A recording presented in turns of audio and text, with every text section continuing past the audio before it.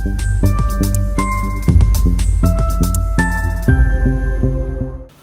guys, welcome to Yagya investment academy. My name is Kamal Mukesh Belani.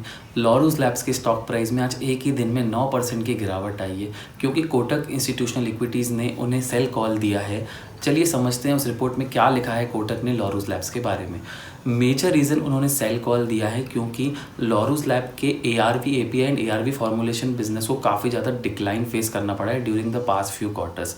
But company को जो पैक्सलॉविड, जो एक कोविड ड्रग था जिसके मैन्युफैक्चरिंग के राइट मिले हुए थे, उसके कारण कंपनी की जो ARV सेल्स डिक्लाइन हो रही थी उसे ऑफसेट कर रही थी पैक्सलॉविड की sales. But according to Kotak last 2 months में पैक्सलॉविड की सेल्स बहुत ही ज़्यादा निग्लिजिबल रही है, यानी कि in the coming quarters company को पैक्सलॉविड की सेल से कंपनी की टॉप लाइन बेनिफिट नहीं होगी।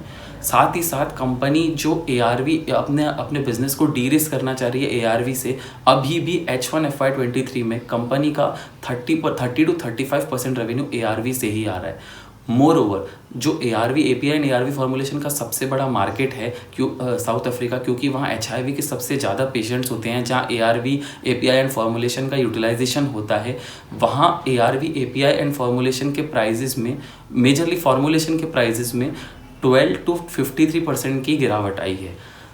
तो जो कंपनी के पुराने कॉन्ट्रैक्ट्स, अब जब कंपनी को न्यू कॉन्ट्रैक्ट्स मिलेंगे CY 2025 में, तो वहाँ कंपनी को जो नए कॉन्ट्रैक्ट्स मिलेंगे वो न्यूअर प्राइजेस पे मिलेंगे।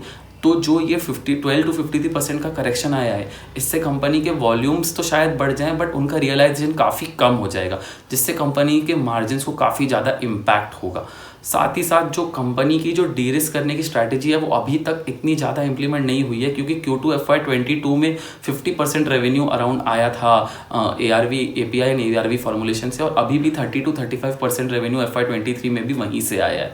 Q2 FY23 में कंपनी ने अपने फॉर्मुलेशन के प्राइजेस को 20 to 30% से करेक्ट भी किया था, बट उसके बाद भी कंपनी शॉर्ट टर्म टेंडर्स नहीं जीत पाई थी, इसीलिए कंपनी ने अपने फॉर्मुलेशन के प्राइजेस को और ज़्यादा करेक्ट किया है। कंपनी ने जो अपना रेवेन्यू गाइडेंस दिया था 1 बिलियन का FY23 में, उसे भी कंपनी ने कट डाउन कर दिया है कि 90% ही उसका अचीव हो पाएगा FY23 में due to lower realisations and जो prices due to lower realisations जो प्राइजेस में गिरावट आई है उसके कारण। साथ ही साथ कंपनी का जो फ्यूचर केपेक्स भी है, जो 2000 करोड़ का केपेक्स कंपनी का नेक्स्ट 2 ईयर्स के लिए प्लान्ड है, उसमें 50% जो केपेक्स है, यानी 1000 करोड़ का केपेक्स कस्टम सिंथेसिस बिजनेस के लिए है एंड बाकी 50% business non ARV API business के लिए।